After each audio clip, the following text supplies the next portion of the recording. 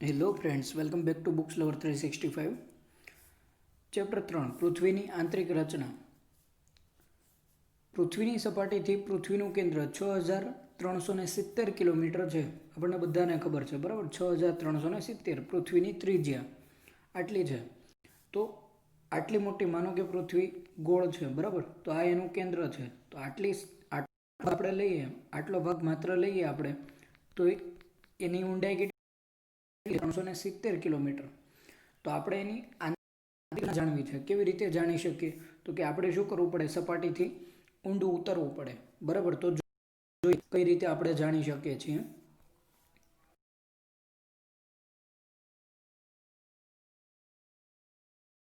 તો પ્રત્યક્ષ છે અને બીજા પરોક્ષ.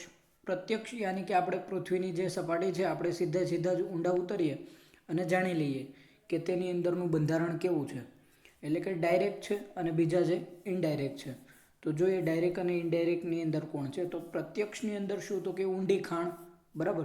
આખી પૃથ્વી છે, તો પૃથ્વીની સપાટી ઉપર માણસોએ શું કર્યું છે? ખાણો બનાવી છે. તો એ ખાણો છે, ખનિજ કુવાઓ છે, બરાબર? ખનિજ તેલ નીકાળવા માટેના. તો એના દ્વારા આપણે ડાયરેક્ટ જાણકારી મેળવી શકીએ કે પૃથ્વીનું અંદરનું બંધારણ કેવું છે.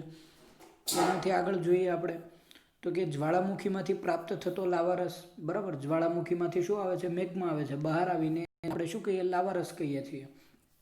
તો પૃથ્વીની અંદરથી જે લાવારસ આવે છે, બરાબર, એનું બંધારણ આપણે તપાસીએ તો પણ આપણને ખબર પડે કે પૃથ્વીનું અંદરનું બંધારણ કેવું હશે. પણ બધાને ખબર છે કે લાવારસ છે એ એક્ઝેક્ટલી પૃથ્વીની કેટલી ઊંડાઈથી આવ્યો છે એ આપણે ક્યારેય જાણકારી મેળવી શકતા નથી. એક્ઝેક્ટ કેટલી ઊંડાઈએથી લાવા નીકળ્યો છે એ આપણે જાણી શકતા નથી. માટે આપણને પૃથ્વીનું એક્ઝેક્ટ બંધારણ એના ઉપરથી ખબર પડતું નથી. તો પણ આપણે એને પ્રત્યક્ષ કહીએ છીએ, બરાબર છે? કેમ કે આપણને ડાયરેક્ટ ખબર પડે છે કે એ પૃથ્વીની અંદરથી આવ્યું છે. ઓકે. એ સિવાય તો કે જો એ સિવાયના સ્ત્રોત છે પરોક્ષ. ઇનડાયરેક્ટ રીતે આપણે કઈ રીતે? તો કે ઘનતા, બરાબર? પૃથ્વીની ડેન્સિટી, જેમ અંદર ઉતરતા જઈશું એમ ડેન્સિટીમાં બદલાવ આવતો જશે. એ સિવાય દબાણ, પ્રેશરમાં બદલાવ આવશે. તાપમાન, ટેમ્પરેચર બદલશે. એ રીતે આપણને એનું બંધારણ ખબર પડશે. ઉલ્કા, મેટેરોઇડ્સ ઉપરથી, બરાબર? ઉલ્કા ઉપરથી કઈ રીતે? તો કે પૃથ્વીનું વાતાવરણ જે એની અંદર ઉલ્કાઓ આવે એટલે શું થાય છે? સળગવા લાગે છે. માનો કે કોઈ મોટી ઉલ્કા છે, બરાબર? આટલી મોટી ઉલ્કા છે એ પૃથ્વીના વાતાવરણમાં આવે. જેવી વાતાવરણમાં પ્રવેશ કરશે એટલે શું થશે? એનું ઉપરનું આ જે આવરણ છે એ શું થશે? સળગી જશે. હજી નીચે આવશે તો પાછું એક આવરણ સળગી જશે. હજી નીચે આવશે તો હજી એક આવરણ સળગી જશે. હજી નીચે આવશે તો હજી એક આવરણ સળગી જશે. અને છેલ્લા પાસે જે વચ્ચે એ શું હશે? ઉલ્કાપિંડ હશે. તો આ ઉલ્કાપિંડ છે એ ઉલ્કા સૌથી અંદરનો ભાગ છે. ખ્યાલ આવે છે? સૌથી અંદરનો ભાગ છે. તો આના ઉપરથી આપણે જાણી શકીએ કે આપણી પૃથ્વી છે તો એનો સૌથી અંદરનો ભાગ હશે એટલે કે એનું અંદરનું બંધારણ કેવું હશે એ આપણને ખબર પડી શકે, બરાબર? તો ઉલ્કાઓ ઉપરથી જાણકારી મળે છે. એ સિવાય છતાં ઉલ્કાઓ જે એક્ઝેક્ટલી આપણા સૂર્યમંડળના કયા ભાગમાંથી આવી છે એ આપણને ખબર પડતી નથી. એટલે ઉલ્કાઓ વિશે પણ આપણે એટલો બધો અંદાજ લગાવી શકીએ નહીં. એ સિવાય ગુરુત્વાકર્ષણ, બરાબર? ગ્રેવિટેશન ઉપરથી આપણે હમણાં જોઈએ 1/1 પોઈન્ટ, બરાબર? કે આપણે ધ્રુવ ઉપર ગુરુત્વાકર્ષણ બળ વધારે લાગે, વિષુવવૃત્ત ઉપર ઓછું લાગે. તો એના આધારે જાણકારી મેળવી શકીએ. ચુંબકીય સર્વે દ્વારા, બરાબર છે? મેગ્નેટિક સર્વે દ્વારા આપણે જાણકારી મેળવી શકીએ. એ સિવાય ભૂકંપી તરંગો, બરાબર? સિસ્મિક વેવ્સ બધા છે, P wave, S wave, L wave, એના ઉપરથી જાણકારી મેળવી શકીએ. તો જોઈએ આગળ આપણે કે જે આપણી પાસે પ્રત્યક્ષ સ્ત્રોત છે, બરાબર? તો આપણે સીધા જ જાણી લઈએ કે આ પૃથ્વી છે. અંદર ઉતરીએ અને જાણી લઈએ કે એનું બંધારણ કેવું છે. તો આપણે એમાં કેટલા સફળ થયા છીએ એ જોઈએ. તો જુઓ, વિશ્વની સૌથી ઊંડી ખાણ છે, આખા વિશ્વની સૌથી ઊંડામાં ઊંડી ખાણ છે એ ક્યાં આવેલી છે? દક્ષિણ આફ્રિકામાં. યાદ રાખવાનું છે આનું નામ, બરાબર? ક્લાસ 3ની અંદર સીધા જ પૂછી શકે કે વિશ્વની સૌથી ઊંડી ખાણ કઈ છે? તો કે રોબિન્સન. શેની છે? તો કે સોનાની ખાણ છે, બરાબર? ક્યાં આવેલી છે? દક્ષિણ આફ્રિકામાં આવેલી છે. અને એની ઊંડાઈ જુઓ કેટલી છે? 4 કિલોમીટર. હમણાં જ આપણે વાત કરી કે આટલી મોટી પૃથ્વી છે, એનું કેન્દ્ર છે, એના કેન્દ્ર સુધી આપણે જવું હોય તો કેટલા કિલોમીટર ઊંડું ઉતરવું પડે? કેટલા કિલોમીટર? 6370 કિલોમીટર. 6370 કિલોમીટર. એમાં આપણે ખાલી કેટલા ઊંડા ઉતરી શક્યા છીએ? માત્ર 4 કિલોમીટર. એ સિવાય જોઈએ તો કે આર્કટિક મહાસાગર છે એની અંદર કોલા રિજિયન આવેલું છે, કોલા ક્ષેત્ર. એની અંદર આપણે શારકામ કર્યું છે, ડ્રિલિંગ કર્યું. કેટલું? માત્ર 12 કિલોમીટર. તમે સરખામણી કરી શકો 6,370 કિલોમીટરની સરખામણીમાં આપણે ડ્રિલિંગ માત્ર કેટલું કર્યું? 12 કિલોમીટર. એટલે કે એને અવગણી શકાય એવું છે, બરાબર, નિગ્લિજેબલ કહેવાય સાવ. તો આટલાની સામે આનું કંઈ ના આવે. તો આટલું આપણે અત્યાર સુધી શાર કામ કરી શક્યા છીએ. એ સિવાય જોઈએ તો સૌથી ઊંડા ખનિજ કૂવા કેટલા છે? તો કે માત્ર 8 કિલોમીટર. ખનિજ કૂવા સૌથી ઊંડામાં ઊંડા બનાવ્યા એ કેટલા છે? 8 કિલોમીટર ઊંડા છે, એનાથી વધારે નથી. તો હવે તમે અંદાજ લગાવો કે આ પૃથ્વી છે એનાથી આપણે માત્ર કેટલા ઊંડા જઈ શક્યા છીએ? માત્ર 12 કિલોમીટર. અને એ ખરેખર ઊંડું કેટલું છે? તો કે 6,370 કિલોમીટર. તો આપણે આ 6,370 કિલોમીટર સુધીનું બંધારણ જાણવું હોય તો આટલું ઇનફ કહેવાય નહીં. એટલા માટે જ આપણે શું કરવું પડે છે? તો કે આપણી પાસે પરોક્ષ જે છે, બરાબર, ઇનડાયરેક્ટ છે, એ સ્ત્રોતની આપણે મદદ લેવી પડે છે બંધારણ જાણવા માટે. તો જોઈએ આગળ. એ સિવાય આ ભાગ છે હું તમને સમજાવું છું, બરાબર. જુઓ, આપણી પાસે પૃથ્વી છે, બરાબર. પૃથ્વીનો એક આપણે આડછેદ લઈ લઈએ આ રીતે. તો એનો સૌથી ઉપરનો ભાગ છે એને શું કહેવાય? ક્રસ્ટ કહેવાય. સૌથી ઉપરના ભાગને શું કહેવાય? ક્રસ્ટ કહેવાય. એની પછીનો નીચેનો ભાગ છે એને શું કહેવાય? મેન્ટલ કહેવાય. મેન્ટલનું સ્પેલિંગ જોઈ લેજો, બરાબર. એન પછી ઈ નથી આવતો. અને સૌથી નીચેનો ભાગ છે એને શું કહેવાય છે? કોર કહેવાય છે. ક્રસ્ટ, મેન્ટલ અને કોર. તો ક્રસ્ટની અંદર એટલે કે સૌથી ઉપરની સપાટી છે, બરાબર. આ રીતે આપણે દોરીએ તો સૌથી ઉપરની સપાટી છે એની અંદર આપણે જોઈએ તો સૌથી ઉપરની સપાટી છે એની અંદર ક્રમમાં, હવે તમને બધાને ખબર છે જીપીએસસી હવે શું કરે છે? માત્ર એવું નથી પૂછતી કે સૌથી વધારે કોણ છે, સૌથી ઓછું કોણ છે, પણ હવે શું કરે છે કે સૌથી વધારેથી લઈને સૌથી ઓછા સુધીને ક્રમમાં ગોઠવો. તો આ ક્રસ્ટની અંદર યાદ રાખવાનું છે ટકાવારી પ્રમાણ. સૌથી વધારે ક્રસ્ટની અંદર કોણ હશે? ઓક્સિજન. સીધી વસ્તુ છે, બરાબર. કેમ કે બધા જીવિત ઘટકો નજીક રહેલા છે પૃથ્વી સપાટી. તો સૌથી વધારે કોણ હશે? ઓક્સિજન હશે. કેટલો? 46.6%. એટલે એ તમે લગભગ 47% કહી શકો, બરાબર, અથવા તો 46%. એનાથી ઓછું કોણ હશે? સિલિકોન. શા માટે એ પણ આપણે જોઈએ, બરાબર. હમણાં સીમા અને સિયાલ આવેલું છે, સિયાલ ને સીમા, તો એના કારણે સિલિકોન છે એ સૌથી વધારે છે. હમણાં જોઈએ આપણે તો સૌથી વધારે ઓક્સિજન, એનાથી ઓછું સિલિકોન. આ બંનેની ટકાવારી પણ યાદ રાખવાની છે. સિલિકોન લગભગ કેટલું હોય છે? 28%, યાની કે 27.7%. અને એનાથી ઓછું એલ્યુમિનિયમ. તો આ પહેલા 4 તો યાદ હોવા જ જોઈએ: ઓક્સિજન, સિલિકોન, એલ્યુમિનિયમ ને પછી આવશે લોખંડ, એફી. ઓકે. અને આપણે સમગ્ર પૃથ્વીની વાત કરીએ. સમગ્ર એટલે કે આખી પૃથ્વી જો એની અંદર બધું આવી ગયું, ક્રસ્ટ, મેન્ટલ, કોર. એની અંદર આખી પૃથ્વીની અંદર સૌથી વધારે શું છે? તો કે લોખંડ, એફી. એને આપણા બ્લડમાં પણ છે, હિમોગ્લોબિનમાં. તો આપણે યાદ રાખવાનું છે એફી સૌથી વધારે છે, લગભગ 33%. એનાથી ઓછું તો કે ભાઈ ઓક્સિજન તો જોઈએ જ ને આપણે, બરાબર. અને એનાથી ઓછું સિલિકોન. તો સૌથી ઉપરના સુપર 3ને તો યાદ રાખવાના જ છે: એફી, ઓક્સિજન અને સિલિકોન. એના પછી આવશે મેગ્નેશિયમ. ઓકે. તો જોઈએ આ આખો બધા યાદ રાખવાના છે, બરાબર, ક્રમમાં. કેમ કે હવે તમારે ક્રમમાં જ ગોઠવવા પડશે એક્ઝામની અંદર. તો આ બધા યાદ રાખવાના છે તમારે. ઓકે. આગળ જોઈએ આપણે 1 by 1 આ જે સ્ત્રોત આપેલા છે, પરોક્ષ સ્ત્રોત, એની વાત કરીએ આપણે. તો સૌથી પહેલાં ઘનતા, ડેન્સિટીની વાત કરીએ. તો જુઓ, ઘનતા, પૃથ્વીની સરેરાશ ઘનતા, સમગ્ર પૃથ્વીની વાત કરતા હોઈએ તો સમગ્ર પૃથ્વીની સરેરાશ ઘનતા કેટલી છે આપણી પાસે? તો કે 5.5 ગ્રામ પર સેમી ક્યુબ, બરાબર. 5.5 ગ્રામ સેમી ક્યુબ જેટલી આપણી પાસે ઘનતા રહેલી છે. તો આપણે યાદ રાખવાનું છે. ઓકે. ચલો જોઈએ આગળ આપણે. સમગ્ર પૃથ્વીની સરેરાશ ઘનતા છે, બરાબર. તો યાદ રાખજો 5.5 ગ્રામ પર સેમી ક્યુબ. ઘનતા માપવાનો એકમ છે ગ્રામ પર સેમી ક્યુબ. ઓકે. આગળ જોઈએ તો કે આ ઘનતા સીધા 3 પોઈન્ટ યાદ જ રાખી લેવાના છે. સપાટી ઉપરના ખડકો છે, બરાબર. પૃથ્વીની સપાટી ઉપર જે કંઈ ખડકો છે એ ખડકોની ઘનતા કેટલી છે? સરેરાશ ઘનતા બધી જગ્યાએ વાપરી છે આપણે 2.7, બરાબર. કેટલી છે? 2.7. પાછળ એકમ જોઈ લેજો, ગ્રામ પર સેમી ક્યુબ. તો કે પૃથ્વીના ખડકો છે એની કેટલી? 2.7. મૃદાવરણની નીચે, બરાબર. આપણે સૌથી ઉપરનું કયું છે? મૃદાવરણ છે, લિથોસ્ફિયર. તો એની નીચે જે ખડકો આવેલા છે, બરાબર, એ મોટાભાગે શેના છે? ઇગ્નિયસ રોક આવેલા છે, અગ્નિકૃત ખડકો આવેલા છે. તો આ ઇગ્નિયસ રોક છે એની લગભગ કેટલી છે? 3 થી 3.5. 3 થી લઈને 3.5 ગ્રામ પર સેમી ક્યુબ જેટલી ઘનતા છે. સરેરાશ લીધેલી છે, બરાબર. અને પૃથ્વીનો અંદરનો ભાગ છે એની કેટલી છે તો કે 11 થી 12 ગ્રામ પર સેમી ક્યુબ. તો તમે જોઈ શકો પૃથ્વીના અંદરના ભાગમાં ઘનતા કેવી છે? વધારે. ઘનતા વધારે હશે તો દબાણ પણ કેવું હશે? વધારે. દબાણ વધારે હશે તો તાપમાન પણ કેવું હશે? વધારે. ખ્યાલ આવે છે? તો યાદ રાખવાનું છે, પૃથ્વીના ઉપરના ખડક છે એની 2.7, મૃદાવરણની નીચે 3 થી 3.5 અને પૃથ્વીની અંદર 11 થી 12 અને સરેરાશ પૂછે તો 5.5. ઓકે, આગળ જોઈએ.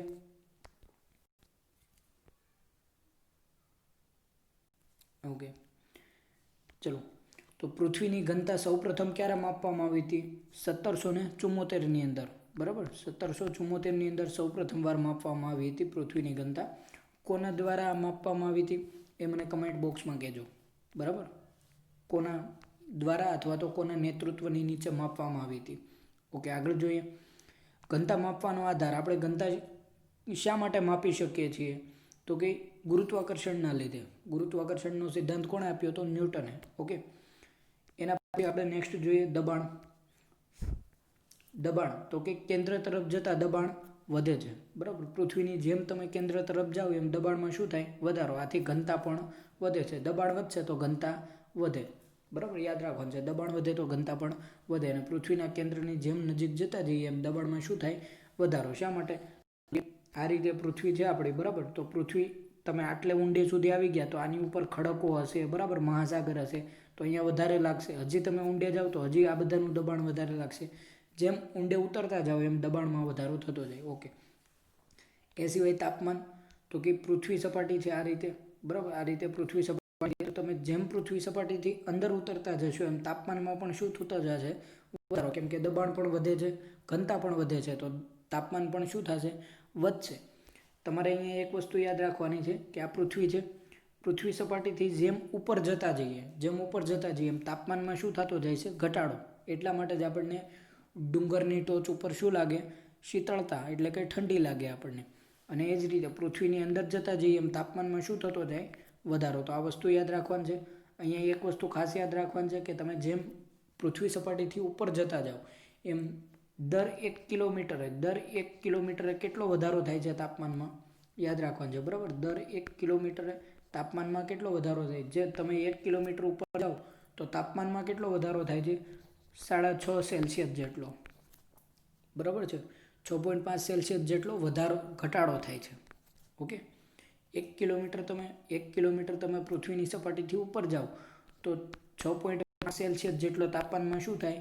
ઘટાડો થાય. એટલે કે તમે કહી શકો કે દર 154 મીટર લ્યો, દર 154 મીટર ઉપર જાઓ ત્યારે 1 સેલ્સિયસનો ઘટાડો થાય, બરાબર છે. આ પણ માપક્રમ યાદ રાખી લેવા, કેમ કે એક્ઝામમાં શું પૂછે એ આપણને ના ખબર હોય ને ત્યારે પછી 1000 વડે ભાગવા ના બેસાય, 1000ને 6.5 વડે ના ભાગવા બેસાય, બરાબર.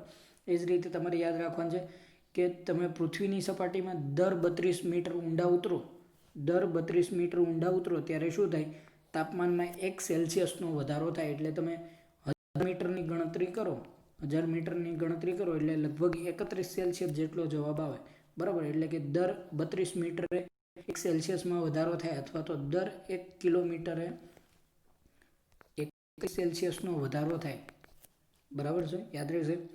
ઉલ્કાઓ, મેટેરોઇડ્સની વાત કરીએ તો ઉલ્કાઓમાંથી નિકલ અને ફેરસ જેવી ભારે ધાતુઓ પ્રાપ્ત થાય છે. નિકલ અને ફેરસ જેવી ભારે ધાતુઓ પ્રાપ્ત થાય છે.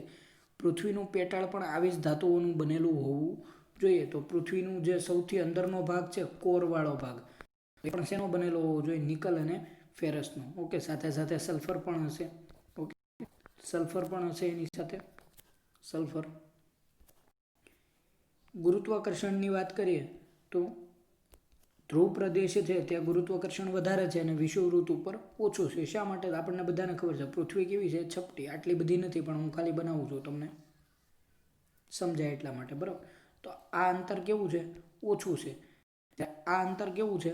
વધારે છે. તો જેમ અહીંયા નજીક હશું એમ શું થશે? ત્યાં ગુરુત્વાકર્ષણ ધ્રુવ ઉપર વધારે લાગશે, વિષુવવૃત્ત ઉપર ઓછું લાગશે. એટલા જ માટે આપણે વિષુવવૃત્તની જેમ બને એમ નજીકથી આપણે શું કહીએ છીએ? કૃત્રિમ ઉપગ્રહ, બરાબર. સેટેલાઇટ્સને આપણે લોન્ચ કરીએ છીએ, મિસાઇલ વગેરે, જેથી કરીને ગુરુત્વાકર્ષણ બળ ઓછું લાગે અને આપણું ફ્યુલ ઓછું વપરાય. એ સિવાય વાત કરીએ ભૂકંપી મોજા, સિસ્મિક વેવ્સની, બરાબર, સિસ્મોગ્રાફ દ્વારા માપવામાં આવે છે. ઓકે, તો ભૂકંપી મોજા મુખ્યત્વે કેટલા 3 પ્રકારના છે, પી વેવ, એસ વેવ અને L waves. Primary waves, secondary waves અને લવ વેવ્સ અથવા તો લોંગ વેવ્સ, અથવા તો એને સરફેસ વેવ્સ તરીકે પણ ઓળખવામાં આવે. બરાબર, આ મોજા વિશે આપણે ડિટેલમાં ચર્ચા કરીશું આગળના ચેપ્ટરમાં, ચેપ્ટર 4ની અંદર. બરાબર, એના વિશે જ છે, ભૂકંપ અને જ્વાળામુખી વિશે. તો એમાં હું તમને આ ત્રણેય વચ્ચેનો તફાવત સમજાવીશ કે પી વેવ, એસ વેવ અને સરફેસ વેવ, આ ત્રણેય વચ્ચે મુખ્યત્વે શું તફાવત છે. ઓકે, આગળ આપણે તો આ ભૂકંપી મોજા છે એના દ્વારા પણ આપણને આંતરિક રચના વિશે જાણકારી મળી શકે. બરાબર, કેમ કે આ ત્રણેયના અલગ અલગ ગુણધર્મો છે. જેમ કે પી વેવ છે એ ઘન, પ્રવાહી અને વાયુ, બરાબર, આ ત્રણમાંથી પસાર થઈ શકે. જ્યારે એસ વેવ છે એ ખાલી ઘનમાંથી પસાર થઈ શકે અને એલ વેવ છે એ ફક્ત પ્રવાહીમાંથી પસાર થઈ શકે છે. ઓકે, તો એના અલગ અલગ ગુણધર્મો છે, એના કારણે અલગ અલગ તીવ્રતાઓ છે, એના કારણે આપણે શું કરી શકીએ, એના દ્વારા આપણે પૃથ્વીનું બંધારણ જાણી શકીએ, જે આંતરિક બંધારણ. ઓકે, આગળ જોઈએ તો હમણાં જ જોયું આપણે કે પૃથ્વી છે એના 3 ભાગ આપણે પાડવામાં આવે તો કઈ રીતે ભાગ પાડીએ. સૌથી ઉપરનું એને શું કહેવાય, ક્રસ્ટ કહેવાય. સૌથી ઉપરનું છે એ ક્રસ્ટ, નીચેનું છે એને આપણે શું કહીએ છીએ, મેન્ટલ કહીએ છીએ, મેન્ટલ. સૌથી નીચે છે એ કોર. તો જે આ સૌથી ઉપરનું છે, બરાબર, એને આપણે લિથોસ્ફિયર અથવા તો મૃદાવરણ કહીએ છીએ ગુજરાતીમાં. આ સૌથી ઉપરનું છે એને મૃદાવરણ અથવા તો લિથોસ્ફિયર અથવા તો આપણે એને શું કહીએ છીએ, ક્રસ્ટ કહીએ છીએ. ઓકે, તો જો એની આપણે જોઈએ તો આ રીતે આપણે દોરીએ તો આની જાડાઈ કેટલી હશે, આની જાડાઈ કેટલી હશે, 33 કિલોમીટર જેટલી જાડાઈ ધરાવે છે. એ સિવાય ભૂમિખંડની નીચે, એટલે કે આવી રીતે સપાટી આવેલી છે તો આપણે ક્યાંક શું છે તો કે મહાસાગર પણ આવેલા છે. બરાબર, આ રીતે મહાસાગર આવેલા છે. તો ભૂમિખંડની નીચે એની જાડાઈ કેટલી હશે તો કે અહીંયા એની જાડાઈ કેટલી હશે, 30 કિલોમીટર જેટલી હશે. ભૂમિખંડની નીચે 30 કિલોમીટર જેટલી જાડાઈ હશે. મહાસાગરના તળિયું હોય એની નીચે કેટલી હશે, 5 કિલોમીટર, કેમ કે મહાસાગરનું તળિયું એક તો ઊંડું છે પહેલેથી આ રીતે. બરાબર, પહેલેથી તળિયું ઊંડું જ છે. તો આવડી આ કેટલી હશે, 30 કિલોમીટર, પણ મહાસાગરની નીચે ફક્ત કેટલી હશે, 5 કિલોમીટર. તો યાદ રાખો કે ક્રસ્ટની જાડાઈ, લિથોસ્ફિયરની જાડાઈ ભૂમિખંડની નીચે 30 કિલોમીટરની હોય છે, મહાસાગરની નીચે 5 કિલોમીટરની હોય છે. જ્યારે હિમાલય પર્વત શ્રેણી છે, બરાબર, હિમાલય પર્વત શ્રેણી તો એ ખૂબ જ ઊંચી છે. તો જેમ પૃથ્વી સપાટીથી ઉપર હશે એમ જ પાછું બેલેન્સ જાળવવા માટે નીચે પણ રાખવું પડશે કે દબાણ આવતું હશે આ બધાનું. બરાબર, તો એના કારણે આ જે ક્રસ્ટ અંદર શું થઈ ગયું હશે તો કે આવી રીતે એ થઈ ગયું હશે. એટલે અહીંયા જાડાઈ આપણને કેવી લાગશે, વધારે. હિમાલય પર્વત શ્રેણીની નીચે એની જાડાઈ કેટલી છે, 70 કિલોમીટર. સીધું આપણે યાદ રાખવા છે, ભૂમિખંડની નીચે 30 કિલોમીટર, મહાસાગરની નીચે 5 કિલોમીટર અને હિમાલય શ્રેણીની નીચે 70 કિલોમીટર. પૃથ્વીનું નજીકનું જે સ્તર છે એ શેનું બનેલું છે, પ્રસ્તર ખડક, સેડિમેન્ટરી રોકમાંથી બનેલું છે. પૃથ્વીનું નજીકનું સ્તર છે એ સેડિમેન્ટરી રોકમાંથી, પ્રસ્તર ખડકોનું બનેલું છે. આ જે ક્રસ્ટ છે, બરાબર, એના પાછા 2 ભાગ પાડવામાં આવ્યા છે. ઉપરનું છે એને સિયાલ કહેવાય, નીચેનું છે એને સાયમા કહેવાય. બરાબર, તો ઉપરનું સ્તર છે એને સિયાલ કહેવાય અને નીચેના સ્તરને સાયમા કહેવાય. શા માટે તો કે સિયાલ છે એ શેનું બનેલું છે, સિલિકા અને એલ્યુમિનિયમનું. જ્યારે સાયમા જે શેનું બનેલું છે, સિલિકોન અને મેગ્નેશિયમનું. એટલા માટે જ આપણે જોયું કે ક્રસ્ટની અંદર સૌથી વધારે આપણને શું જોવા મળતું હતું, સિલિકોન જોવા મળતું હતું. બરાબર છે, આપણે હમણાં જોયું અહીંયા કે આપણને સૌથી વધારે શું જોવા મળતું હતું, ઓક્સિજન પછી આપણને બીજા નંબરે શું જોવા મળ્યું, સિલિકોન જોવા મળ્યું. શા માટે તો કે સૌથી વધારે પહેલાં તો ઓક્સિજન જરૂરી છે, અને પછી સિલિકોન છે અને પછી એલ્યુમિનિયમ છે, કેમ કે આપણે સિયાલની અંદર એનો ઉપયોગ કર્યો એટલા માટે. ઓકે, તો આગળ જોઈએ. ઓકે, સિયાલ અને સાયમા યાદ રાખવાનું છે. ક્રસ્ટના જ 2 સ્તર છે, આખું શું છે ક્રસ્ટ, એના જ 2 સ્તર પાડી દીધા. ઉપરનું છે એ સિયાલ, નીચેનું છે એ સાયમા. ઓકે, આગળ જોઈએ. હવે આ સિયાલ અને સાયમા વિશે શેનું બનેલું છે, ગ્રેનાઇટ પથ્થરનું બનેલું છે. સિયાલની અંદર કોણ હશે, ગ્રેનાઇટ પથ્થર હશે. જ્યારે સીમાની અંદર કેવા હશે, બેસાલ્ટ હશે. સીમાની અંદર કોણ હશે, બેસાલ્ટ હશે. શા માટે તો કે ગ્રેનાઇટ પથ્થર છે એ કેવા છે, વજનમાં હળવા છે. બેસાલ્ટ છે એ વજનમાં કેવા છે, ભારે છે. તો સીધી વસ્તુ છે, પાણીની ડોલ ભરી હોય તો એની અંદર હળવી વસ્તુ ઉપર રહી અને ભારે વસ્તુ નીચે રહી. તો ગ્રેનાઇટ છે હળવા છે માટે એ ક્યાં હશે, ઉપરના સ્તરમાં, સિયાલમાં. અને બેસાલ્ટ છે એ ભારે છે એટલે એ ક્યાં છે, નીચેના સ્તરમાં, સીમાની અંદર. ઉપર હોય હળવું હોય તો એની ઘનતા પણ કેવી હોય? ઓછી હોય. એટલે કે Clની ઘનતા કેટલી છે? 2.75, બરાબર. 2.75થી લઈને 2.75થી લઈને 2.90 સુધીની એની ઘનતા હોય છે. જ્યારે Clની અંદર સીમાની અંદર એની ઘનતા કેવી હશે? વધારે. એટલે કે 2.9થી લઈને 4.7 સુધીની એની ઘનતા હોય છે. ઓકે, Cl ઉપર હોય છે, સીમા નીચે હોય છે. ઉપર હોય એટલે વજન હળવો હોય તો એની ઘનતા પણ કેવી હોય? ઓછી હોય. એટલા માટે 2.7થી લઈને 2.9 સુધીની ઘનતા હોય છે Clની. જ્યારે સીમાની 2.9થી લઈને 4.7 સુધીની ઘનતા હોય છે. એટલા માટે જ એનું વજન વધારે હોય છે. ઓકે, તો આપણે બીજી વસ્તુ યાદ રાખવાની છે Cl માટે, કે સૌથી ઉપરનું સ્તર છે Cl, એમાંથી જ આપણા ભૂમિખંડોની રચના થયેલી છે. આપણા ભૂમિખંડો કયા સ્તરમાં બનેલા છે? Clમાં બનેલા છે. એની નીચે સાયમાં આવેલું છે.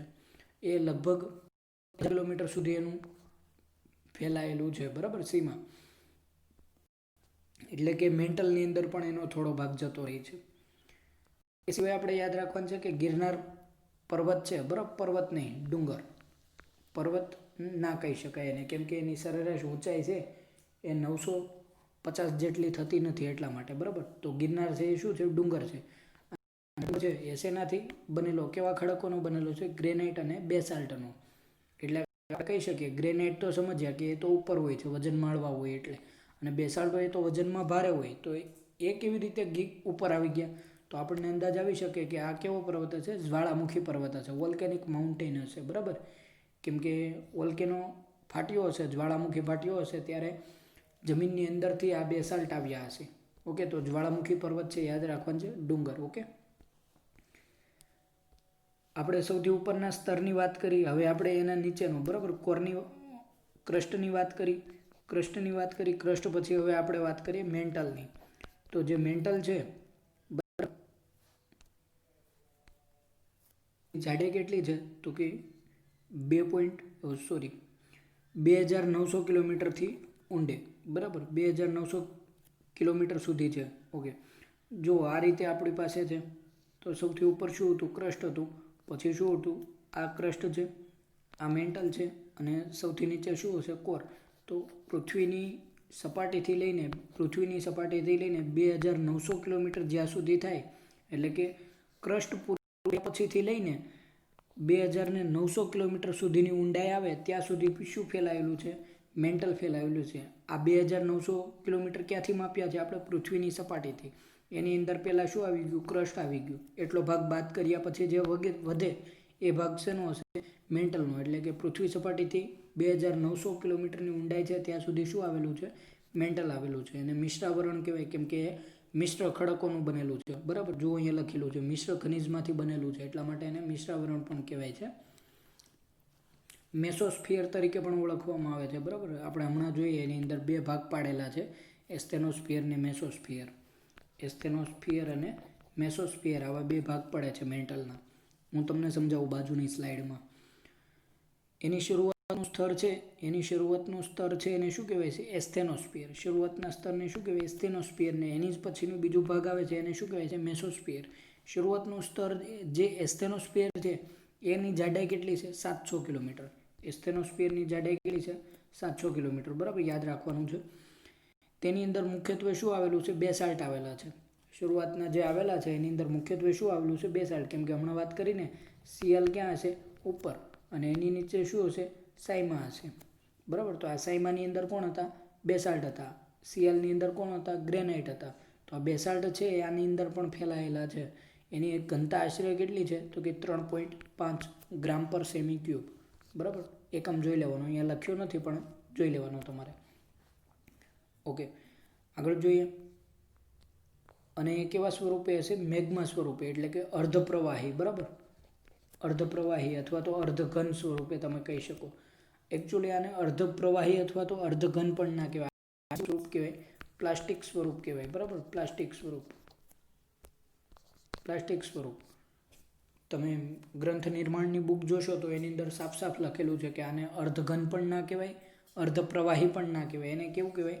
પ્લાસ્ટિક સ્વરૂપ કહેવાય. એટલે કે તમે દૂધીનો હલવો બનાવો અથવા તો ચીકુનું જ્યુસ બનાવો એ ટાઈપનું, બરાબર. પ્લાસ્ટિક સ્વરૂપ કહી શકાય એને. કોરની વાત કરીએ તો આપણે ભાગ જોયો. સૌથી ઉપર હતું ક્રસ્ટ, એના પછી હતું મેન્ટલ, અને સૌથી અંદરનો ભાગ છે એ શું છે? કોર. આ કોરના પણ બે ભાગ પાડવામાં આવ્યા છે, આઉટર કોર અને ઇનર કોર. બરાબર, એ પહેલાં આપણે થોડી ડિટેલ જોઈ લઈએ એના વિશે. તો મેન્ટલથી પૃથ્વીના કેન્દ્ર સુધીનો વિસ્તાર, એટલે કે મેન્ટલ જ્યાં પૂરું થયું, કેટલાય પૂરું થયું? 2900 કિલોમીટરે પૂરું થયું. ત્યાંથી લઈને 6370 કિલોમીટર સુધી જાઓ ત્યાં સુધી શું ફેલાયેલું છે? કોર ફેલાયેલ છે. બરાબર, અહીંયા જો લખેલું છે 2900 કિલોમીટરથી લઈને 6370 કિલોમીટર સુધી. તેની અંદર મુખ્યત્વે કઈ ધાતુઓ આવેલી છે? નિકલ અને ફેરસ. એટલા માટે તેને નિફે તરીકે પણ ઓળખવામાં આવે છે, નિકલ ને ફેરસ. આની સાથે શું હશે? એની સાથે સલ્ફર હશે. બરાબર, સલ્ફર માટે ખાલી એસ. સલ્ફર, નિકલ, ફેરસ હશે. એમાં પણ સૌથી વધારે શું હશે? નિકલ અને ફેરસ. મેં હમણાં વાત કરી તમને કે કોર છે એના પણ બે ભાગ પાડવામાં આવ્યા છે, આઉટર કોર અને ઇનર કોર, બાહ્ય ભૂગર્ભ અને આંતરિક ભૂગર્ભ. બરાબર, તો જુઓ જે આઉટર કોર છે એની, બરાબર, બાહ્ય ભૂગર્ભ છે એ કેવું છે? તરલ અથવા તો અર્ધ તરલ. અર્ધ તરલ નહીં, પણ ત્યાં આપણે શું લખીશું? પ્લાસ્ટિક સ્વરૂપ એનું. બરાબર, સ્વરૂપ લખીશું. એટલે કે ઘનમાં પણ ના મૂકી શકાય, પ્રવાહીમાં પણ ના મૂકી શકાય એવું. એની ઘનતા આશરે કેટલી છે? જુઓ, આ બંનેનો ડિફરન્સ સમજી લઈએ. આઉટર કોર છે એ કેવું છે? પ્લાસ્ટિક સ્વરૂપમાં આવેલું છે, જ્યારે ઇનર કોર છે એ સોલિડ આવેલું છે. બરાબર, ઘન સ્વરૂપમાં. હવે તમને વિચાર થાય કે કઈ રીતે આવું હોય છે? બરાબર, આટલી બધી ગરમી હોવા છતાં પણ એની ઉપર દબાણ પણ કેવું હશે? ખૂબ જ વધારે. એટલા માટે આઉટર કોર છે એ પ્લાસ્ટિક સ્વરૂપે આવેલી છે, ઇનર કોર છે એ સોલિડ સ્વરૂપે આવેલી છે. આઉટર કોર છે એની ઘનતા કેટલી છે? 5, અને ઇનર કોરની કેટલી છે? 13 ગ્રામ પર સેમી ક્યુબ. બરાબર, આઉટર કોર માટે 5, ઇનર કોર માટે 13, કેમ કે ત્યાં દબાણ અને તાપમાન કેવું છે? અતિશય વધારે છે. એ સિવાય જોઈએ તો પૃથ્વીનું ગુરુત્વાકર્ષણ બળ, ચુંબકીય બળ અને તેની સ્થિરતા, બરાબર, આઇસોસ્ટેસી કોના કારણે છે? તો કે આ કોરના કારણે. બરાબર, કોર એનું ભૂગર્ભ છે એના કારણે જ તેનું ગુરુત્વાકર્ષણ છે, તેનું ચુંબકીય બળ છે અને તેની સ્થિરતા રહેલી છે. તો આ આપણે જોયું. બરાબર છે. હવે હું તમને જુઓ સમજાવું બધા સ્તર કે કઈ રીતે હોય છે. તો જુઓ, પૃથ્વીની સપાટી છે, બરાબર, એની ઉપર હિમાલયને બધા ખડકો આવેલા છે, એની ઉપર સમુદ્ર આવેલા છે, એની નીચે આપણે વાત કરી કે સૌથી ઉપરનું સ્તર છે એને આપણે શું કહીએ છીએ? કોર કહીએ છીએ. સૌથી ઉપરના સ્તરને આપણે ક્રસ્ટ કહીએ છીએ. કોર તો સૌથી નીચે આવશે. બરાબર, સૌથી ઉપરનું સ્તર છે એને આપણે શું કહીએ છીએ? ક્રસ્ટ કહીએ છીએ. તો આ ક્રસ્ટ છે એના આપણે બે ભાગ પાડ્યા હતા. ક્રસ્ટના બે ભાગ પાડ્યા હતા. બરાબર, આ ક્રસ્ટ છે એના બે ભાગ પાડ્યા હતા. સૌથી ઉપર હતું એને સિયાલ કીધું અને નીચે હતું એને સીમા કીધું. સિયાલની અંદર કોણ હતા? ગ્રેનાઇટ હતા, અને સીમાની અંદર કોણ? બેસાલ્ટ હતા. બરાબર છે.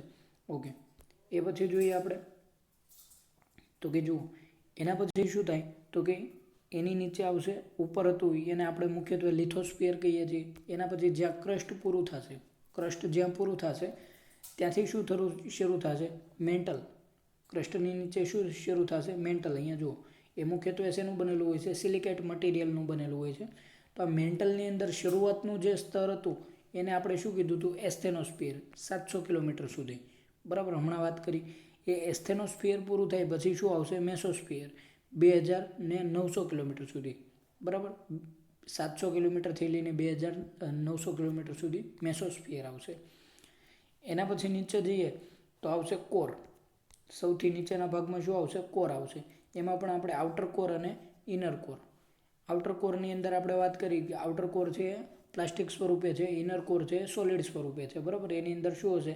નિકલ હશે, ફેરસ હશે. બરાબર, નિકલ હશે, ફેરસ હશે અને સલ્ફર હશે. એની વાત કરીએ આપણે તો જો આ સિવાયની એક વસ્તુ કે જે ટેક્સ્ટ બુકમાં નથી આપેલી, જીસીઆરટીમાં નથી આપેલી, બરાબર, એ વિશે તો કે અમુક ડિસકન્ટિન્યુટી આપેલી છે આપણને. બરાબર, અમુક ભંગ રેખાઓ આપેલી છે, એ આપણે જાણવી ખૂબ જરૂરી છે એક્ઝામ માટે. તો જો અમુક પ્રકારની ડિસકન્ટિન્યુટી છે હું લખાવું છું. બરાબર, ડિસકન્ટિન્યુટી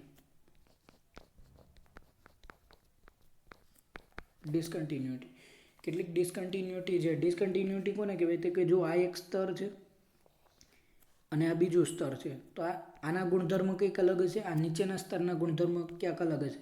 તો જ્યાંથી અચાનક આ ગુણધર્મ બદલાય છે એને ડિસકન્ટિન્યુટી કહેવાય છે. બરાબર છે, ભંગરેખા તરીકે ઓળખવામાં આવે છે.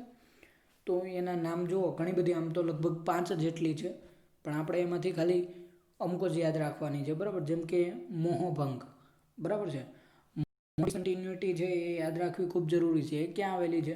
તો કે આ જે એસ્થેનોસ્ફિયર શરૂ થાય છે ત્યાં, બરાબર છે. એટલે કે ક્રસ્ટ અને મેન્ટલ, જ્યાંથી અલગ પડે છે એને મોહ ડિસકન્ટિન્યુટી તરીકે ઓળખવામાં આવે છે. એ સિવાયની આપણે વાત કરીએ તો ગુટનબર્ગ ડિસકન્ટિન્યુટી. ક્યાં? તો કે આ મેસોસ્ફિયર પૂરું થાય અને આઉટર કોર શરૂ થાય, બરાબર. તો કે મેન્ટલ અને કોરની વચ્ચે જે ડિસકન્ટિન્યુટી આવેલી છે એને આપણે શું કહીએ છીએ? એને આપણે ગુટનબર્ગ ડિસકન્ટિન્યુટી તરીકે ઓળખીએ છીએ. અને સૌથી નીચે એટલે કે લેહમેન, બરાબર. લેહમેન ક્યાં આવેલી છે? તો કે આઉટર કોર અને ઇનર કોર. આઉટર કોર અને ઇનર કોર જ્યાંથી અલગ પડે છે ત્યાં કઈ આવેલી છે? લેહમેન ડિસકન્ટિન્યુટી આવેલી છે, બરાબર. તો આપણે મુખ્યત્વે 3 યાદ રાખવાની છે. સૌથી ઉપર આપણે વાત કરી મોહ ડિસકન્ટિન્યુટી ક્યાં આવેલી છે? તો કે ક્રસ્ટ અને મેન્ટલ વચ્ચે. પછી મેન્ટલ અને કોર વચ્ચે કઈ આવેલી છે? ગુટનબર્ગ. અને આઉટર કોર અને ઇનર કોર વચ્ચે કોણ આવેલી છે? લેહમેન. ઓકે, તો આ 3 યાદ રાખવાની છે. આઈ હોપ કે તમને સમજાવ્યું છે. નેક્સ્ટ ચેપ્ટરની અંદર આપણે વાત કરીશું જ્વાળામુખી વિશે, અને સાથે સાથે આપણે જોઈશું કે જ્વાળામુખી સાથે આપણે વાત કરીશું ભૂકંપની, બરાબર. ચલો, ભૂકંપ ઉપરથી એક બીજી વસ્તુ યાદ આવી. આપણે પૃથ્વીના મુખ્યત્વે કેટલા ભાગ પાડ્યા? 3 ભાગ પાડ્યા, બરાબર. પૃથ્વીના મુખ્યત્વે આપણે કેટલા ભાગ પાડ્યા? 3 ભાગ પાડ્યા. જો આપણે અહીંયા જોઈએ, પૃથ્વીના આપણે મુખ્યત્વે આ રીતે 3 ભાગ પાડ્યા. સૌથી ઉપર હતું એને ક્રસ્ટ કીધું, એની નીચે હતું એને મેન્ટલ કીધું, ને એની નીચે હતું એને આપણે કોર કીધું, બરાબર. આ 3 ભાગ પાડ્યા. આ સિવાય બીજી રીતે 3 ભાગ પાડવામાં આવે છે આના ભૂકંપના આધારે, બરાબર. ભૂકંપના મોજાના આધારે, ભૂકંપના મોજા હોય, બરાબર, સિસ્મિક વેવ, એના આધારે એને ભાગ પાડવામાં આવે છે. તો સૌથી ઉપરના ભાગને શું કહેવાય છે? લિથોસ્ફિયર. સૌથી ઉપરના ભાગને, બરાબર, આ રીતે આપણે જોઈએ અને 3 ભાગ પાડીએ ફરીથી. તો સૌથી ઉપરનો ભાગ હોય એને લિથોસ્ફિયર કહેવાય છે. એની નીચેનો ભાગ એટલે કે આપણે જેને મેન્ટલ કહેતા હતા એને આપણે શું કરીએ છીએ? પાયરોસ્ફિયર, બરાબર, પાયરોસ્ફિયર તરીકે. અને સૌથી અંદરનું કોર આપણે જેને કહીએ છીએ બેરિસ્ફિયર તરીકે ઓળખવામાં આવે છે, બરાબર. લિથોસ્ફિયર, પાયરોસ્ફિયર અને બેરિસ્ફિયર. કઈ રીતે? તો કે ભૂકંપના મોજાના આધારે. બાકી આપણે પૃથ્વીના મુખ્યત્વે 3 ભાગ પાડીએ છીએ: ક્રસ્ટ, મેન્ટલ અને કોર, બરાબર. ક્રસ્ટ, મેન્ટલ અને કોર. એમાં ક્રસ્ટના 2 ભાગ પાડ્યા હતા, સિયાલ અને સીમા. મેન્ટલના ભાગ પાડ્યા એસ્થેનોસ્ફિયર, મેસોસ્ફિયર. અને કોરના ભાગ પાડ્યા outer core, inner core. Okay, I hope કે આ લેક્ચર તમને ગમ્યો હશે. નેક્સ્ટ ચેપ્ટરમાં આપણે વાત કરીશું જ્વાળામુખી અને ભૂકંપ વિશે.